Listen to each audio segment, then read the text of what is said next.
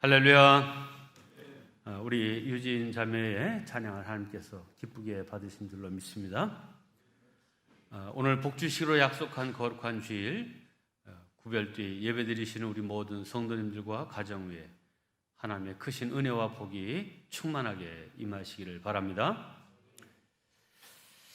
인간의 수많은 욕구 가운데 가장 강한 욕구는 목마름을 해소하기 위한 해갈의 욕구입니다. 그런데 이런 물에 대한 갈증보다도 더 해결하기 어려운 갈증이 있습니다. 바로 마음이 텅 비고 공허하고 끊임없이 가져도 만족이 없는 그런 인생의 갈증입니다. 오늘 사는 현대인들은 그 어느 때보다도 풍요로운 시대에 살고 있습니다. 그야말로 없는 것이 없고 모든 것에 편리를 더해가는 세상을 즐기면서 살아갑니다. 그러나 정작 당신의 인생은 풍요를 누리며 살고 계십니까? 삶에 만족함이 있습니까? 라고 묻는다면 자신 있게 그렇다라고 대답할 사람은 그리 많지 않습니다. 풍요 속에서 빈곤을 느끼며 가득 채워져 있는 것 같은데 공허하기 이를 데 없는 삶을 살고 있습니다. 이 갈증은 시원한 콜라나 포카리 스웨트 같은 이온 음료를 수십 병 마신다고 해도 그 기가람이 해결되는 것이 아닙니다. 그런데 어리석은 인간은 그래도 또 다른 어떤 것을 마시면 갈증이 해결될 수 있으리라 생각하고 새로운 것, 더 좋은 것, 더 첨단의 것을 추구합니다. 이런 인생들을 향해서 우리 하나님께서 초청하십니다. 오라, 너희 모든 목마른 자들아 물로 나아오라.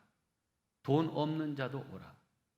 너희는 와서 사목되 돈 없이 값없이 와서 포도주와 젖을 사라.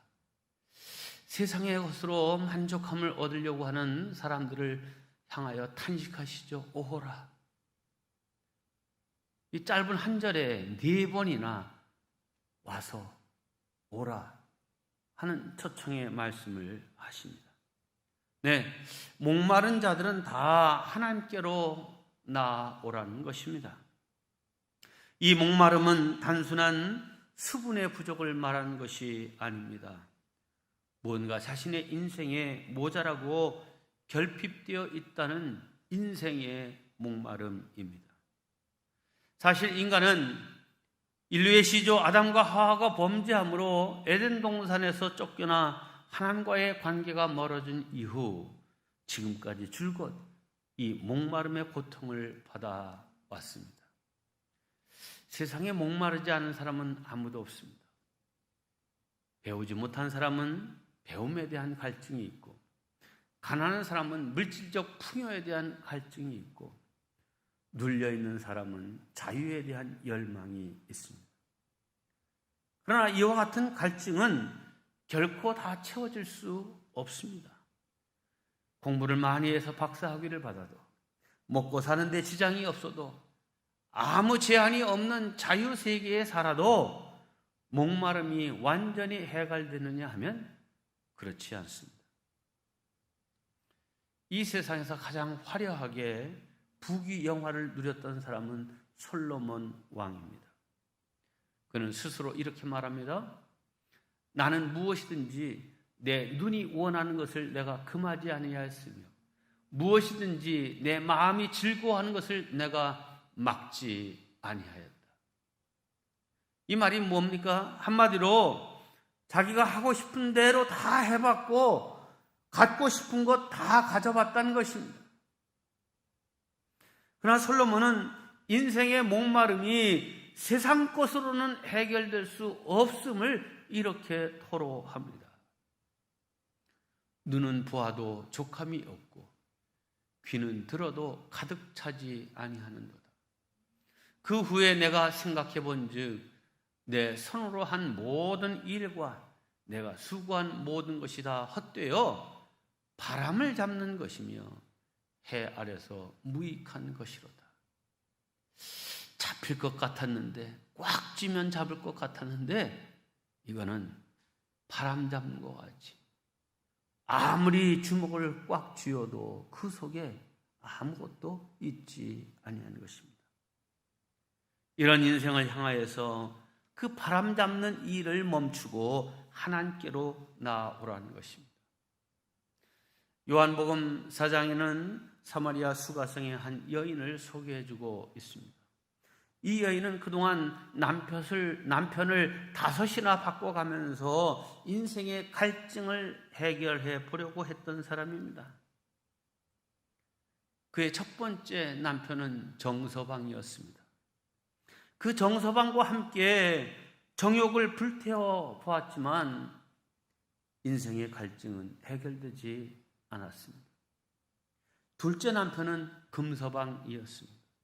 그 금서방의 돈으로 원하는 모든 것을 다 사봤지만 돈으로 해결되지 않고 또 다른 무언가가 필요한 갈증이 있었습니다. 셋째 남편은 지서방이었습니다. 지식으로 고상함을 추구해 보았지만 그것으로도 만족함이 없었습니다. 넷째 남편은 권서방이었습니다. 그 권세로 세도를 부려보았지만 거기에도 족함이 없었습니다. 다섯째 남편은 명서방이었습니다. 명예로 높아져 보기도 했지만 인생의 갈증은 해결되지 않았습니다. 그래서 지금 또 다른 남편과 살고 있지만 그 또한 만족하지 못하고 있습니다. 그렇습니다. 인생의 갈증이란 끝이 없는 것입니다.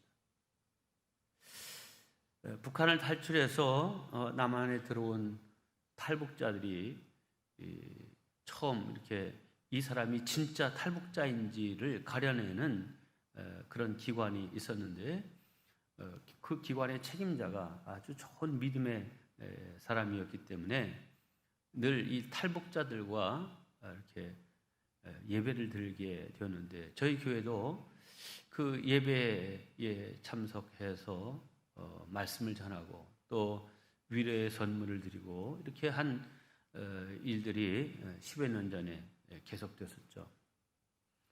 자, 그때 이 탈북자들과의 이렇게 잠깐 만남의 시간이 있었는데 그때 물어보면 어떻게 탈북했는지, 왜, 지금 가장 큰 소원은 무엇인지 이렇게 물어보면 실컷 쌀밥 한번 배불리 먹어보는 게 소원이다 이렇게 얘기하는 사람들이 의외로 많았습니다. 자, 그런데 이제 하나원을 수료하고 사회로 나온 탈북자들의 소원은 더 이상 쌀밥이 아닙니다. 얼마든지 배부르게 쌀밥을 먹게 되었지만 또 다른 인생의 갈증을 느끼게 되는 것입니다. 상황은 다르지만 우리들도 다 마찬가지입니다. 예수님께서 이 사마리아 수가성 여인에게 말씀하십니다.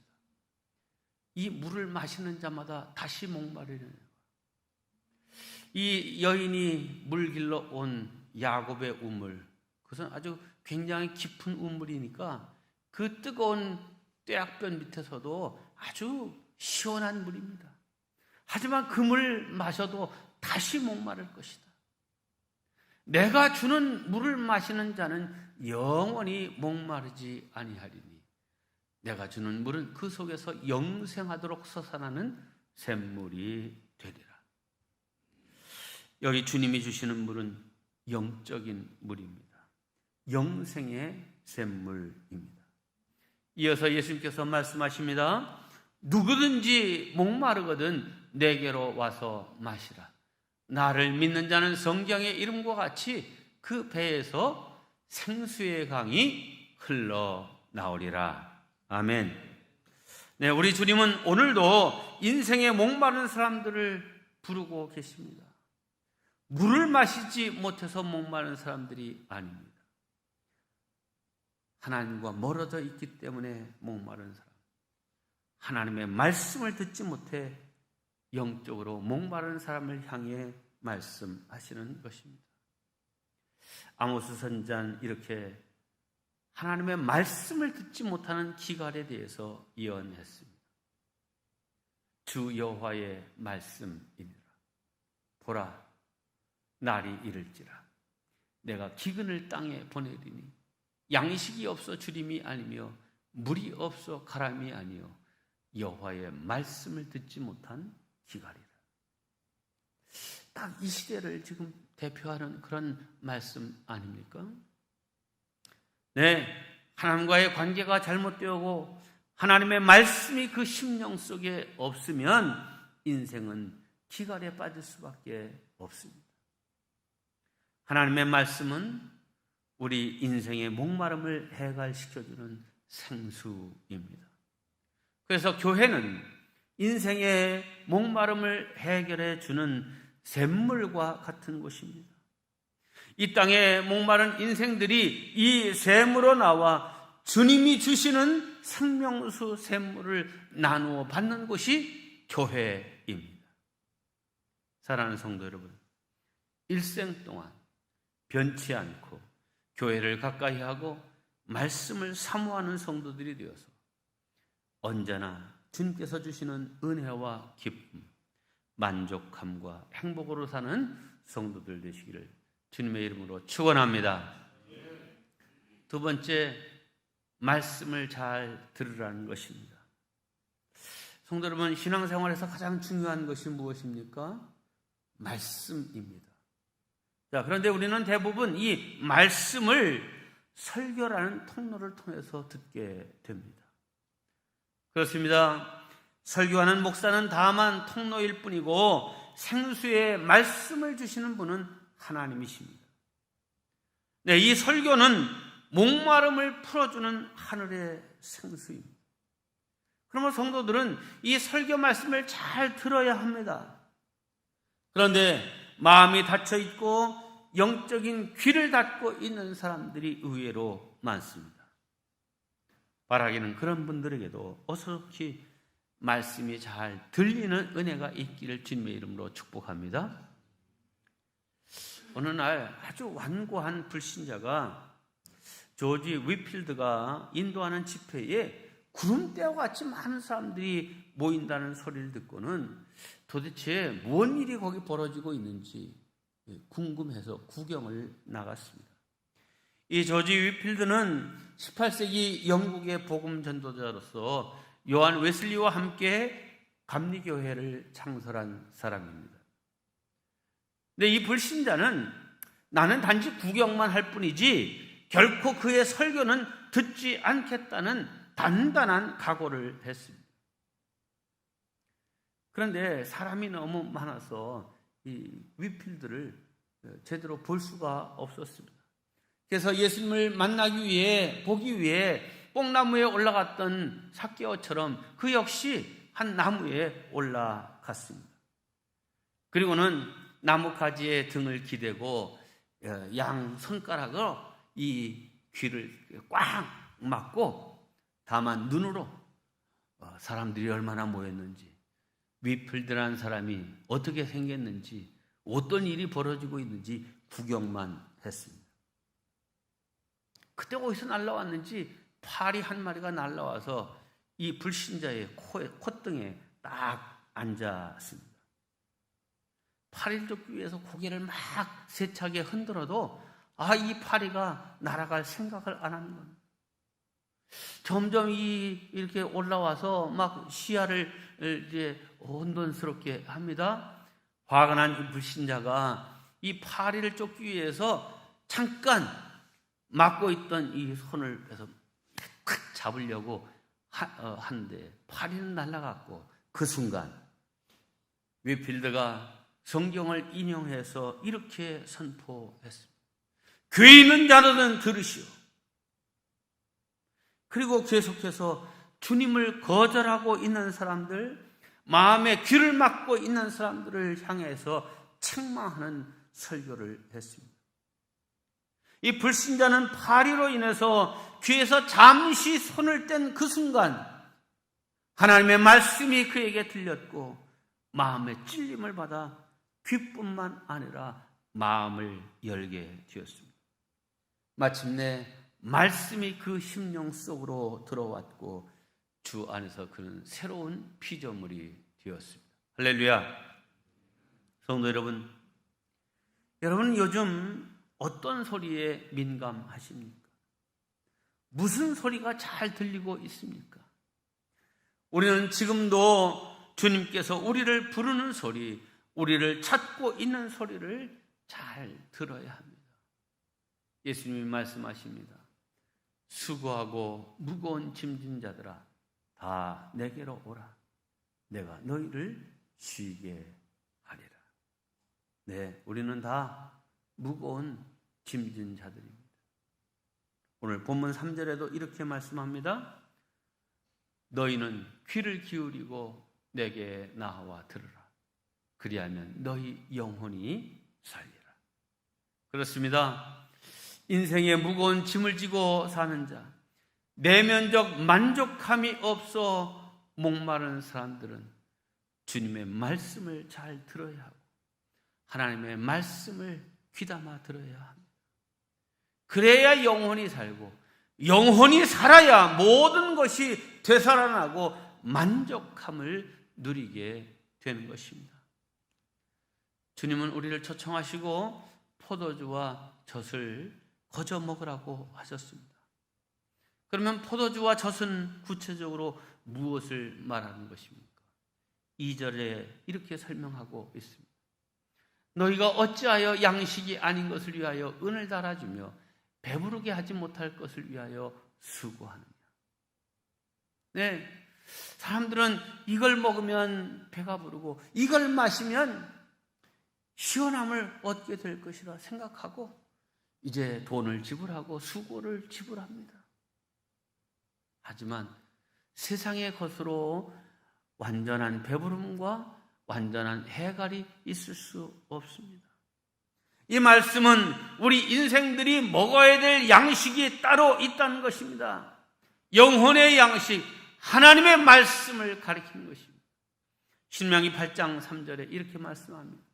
사람이 떡으로만 사는 것이 아니요 여호와의 입에서 나오는 모든 말씀으로 사는 줄을 내가 알게 하려 하십니다. 네, 예수님도 이 말씀을 인용하셨죠. 그렇습니다.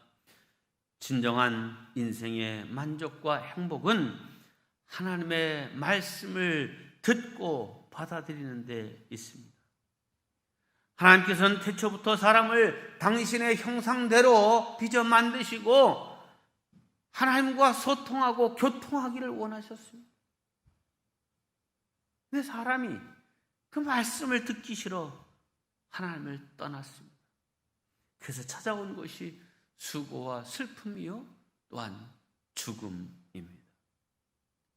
자, 그러면 우리가 하나님의 말씀을 들음으로 인해 얻는 유익은 무엇입니까?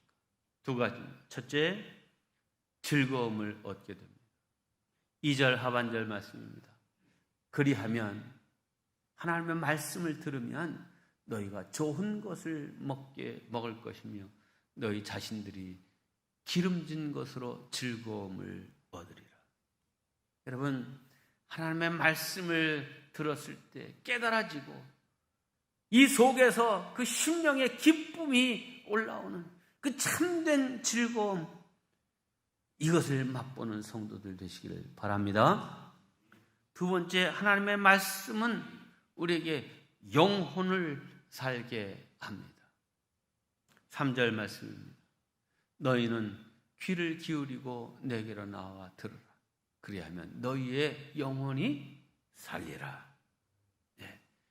영혼의 구원과 믿음의 성장은 말씀을 들으면서 시작됩니다. 예수님께서도 들을 귀 있는 자가 복이 있다 말씀하셨습니다. 하나님의 말씀을 귀 기울여 잘 들음으로 복된 인생, 영혼의 만족이 있는 가람이 없는 인생 되기를 주님의 이름으로 축원합니다. 세 번째, 복된 인생 되기 위하여 하나님께로 돌아오라는 것입니다.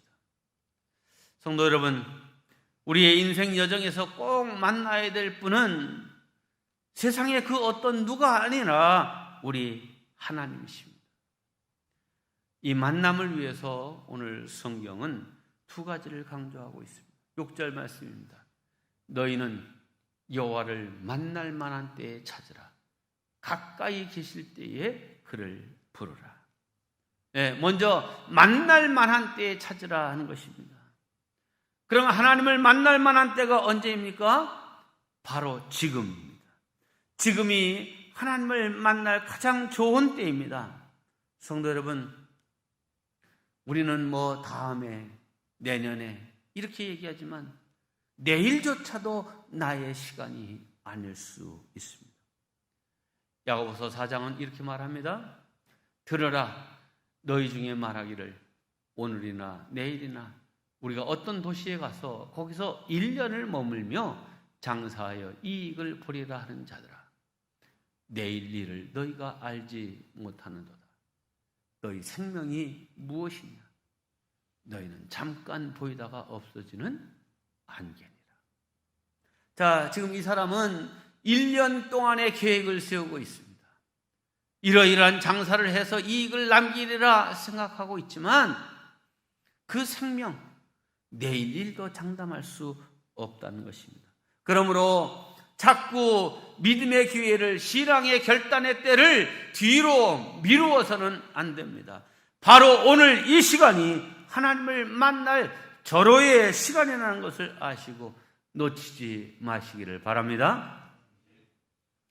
네, 두 번째, 가까이 계실 때 부르라는 것입니다. 지금 우리가 교회에 나와 예배드리기도 하고 또 영상으로 각 가정이나 삶의 자리에서 예배드리고 있습니다. 그 자리가 어디든 예배의 자리가 곧 하나님이 가까이 계시는 자리요, 함께 하시는 때입니다. 선지자 에레미야가 이렇게 증거합니다. 너희가 온 마음으로 나를 구하면 나를 찾을 것이요 나를 만나리라. 그 자리가 어디든 온 마음으로, 마음을 다해 신령과 진정으로 나를 구하면 나를 찾을 것이고 나를 만날 것이다. 아멘. 하나님은 계속해서 우리를 초청하십니다. 악인은 그의 길을, 불의한 자는 그의 생각을 버리고 여호와께로 돌아오라. 그리하면 그가 긍휼히 여기시리라. 우리 하나님께로 돌아오라. 그가 너그럽게 용서하시리라. 성도 여러분, 이 말씀을 잘 보십시오. 전체적인 그 내용이 마치 누가복음 15장의 탕자의 이야기와 같지 않습니까? 악인, 불의한 자, 그 생각을 버리고 아버지께로 돌아오라는 것이죠. 그러면 그가 긍휼히 여기시고 아버지께로 돌아오면 그가 너그럽게 용서하신다는 거죠. 네, 누가복음 15장의 탕자, 둘째 아들, 아버지께 미리 유산을 받아 그 돈을 가지고 먼 나라로 가서 거기서 이런 것도 해보고 저런 것도 해보고 자기의 계획대로 이제 이렇게 하면 거기에 인생의 만족이 있고 기쁨이 있고 행복이 있으리라 생각을 했어요. 얼마 가지 않아서 있던 것 다 없어지고 그때서야 자기의 비참한 처지를 깨닫고 아버지 집으로 돌아가기를 결심합니다. 그리고 이 둘째 아들은 아버지 집으로 돌아왔습니다. 비록 고개를 들지 못하고 돌아왔지만 아버지는 좋은 옷과 신발을 신기고 가락지를 끼우고 잔치를 벌였습니다. 이유는 아들이 돌아왔기 때문입니다. 아버지는 아들을 책망하지 않았습니다. 단지 그를 불쌍히 여기고 용서했습니다. 이것이 하나님의 마음입니다. 그런데 오늘날 이 둘째 아들과 같이 많은 사람들이 세상에 나가서 세상을 즐기고 세상과 함께하면 거기에 기쁨이 있고 즐거움이 있고 행복이 있을 거라 생각하고 하나님과는 상관없이, 아버지와는 상관없이 세상에서 살아갑니다. 한때는 즐겁고 자유가 있고 거기에 행복이 있는 것 같지만 그렇지 않죠. 거기서 다 있던 것 없어지고 지금 고통 중에 있고 돼지 쥐염 열매를 먹고 있으면서도 이 성경의 탕자는 아버지께로 돌아갈 결단을 하고 돌아갑니다. 그런데 오늘날 현대인은 그런 어려움 속에 있으면서도 아버지께 돌아가려고 하지 않습니다. 왜요? 자존심 때문에, 교만함 때문에. 여러분, 욕심과 욕망이 커서 하나님하고 상관없이 살려고 하는 것도 문제고, 자존심과 교만이 커서 아버지 앞으로 돌아오려고 하지 않는 이거 더 큰 문제죠. 여러분, 오늘날 현대인들은 가진 것이 너무 많습니다. 할 일도 너무 많고 갈 곳도 많습니다. 항상 분주하고 바쁩니다. 하지만 그러다 보니 신경은 예민해졌고 참된 안식과 평안을 누리지 못하고 있습니다.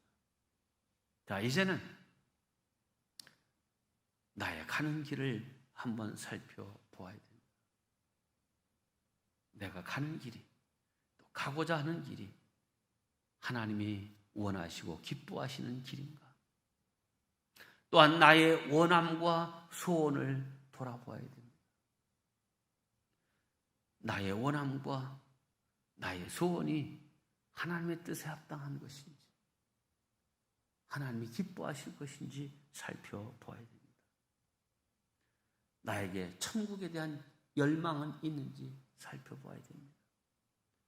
사랑하는 성도 여러분, 세상에서 아무리 성공하고 대단해도 천국에 이르지 못하면 그 인생은 그저 실패 정도가 아니라 파멸입니다. 성경은 천국이 어떤 곳인지 이렇게 말씀하고 있습니다. 다시는 줄이지도 아니하며 목마르지도 아니하리라. 네, 여러분, 천국에 답이 있습니다. 여기 줄이지도 목마르지도 아니하는 것은 단순히 육적인 것을 말하는 것 아닙니다. 영원한 만족, 영원한 행복이 있는 것이 천국입니다. 반면에 지옥은 어떻습니까? 부자와 나사로의 비유를 통해서 손가락 끝에 묻힌 한 방울의 그 물도 허락되지 않는 영원한 목마름 속에서 애타게 살아가는 곳이, 그 지옥의 뜨거운 유황불 속에서 살아가는 것이 지옥입니다. 사랑하는 성도 여러분, 주님 앞으로 나오십시오. 온전히 나오십시오. 우리 예수님은 인생의 목마름을 십자가에서 완전히 해결해 주셨습니다. 우리가 주님 앞으로 나오기만 하면 주님은 우리의 인생의 갈증을 맡아 해결해 주실 것입니다.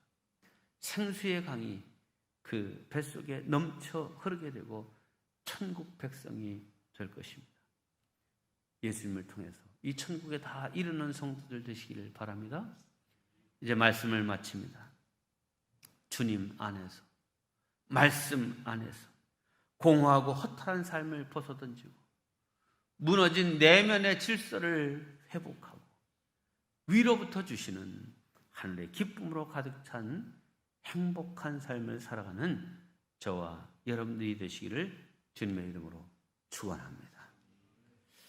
이 시간은 잠시 오늘 주신 말씀을 마음에 새기면서 기도하는 시간을 갖겠습니다. 깨달은 말씀, 도전이 되는 말씀, 새 결심을 하게 되는 말씀, 헌신케 한 말씀을 붙잡고 주여 나로 그렇게 살게 하옵소서 함께 기도하겠습니다.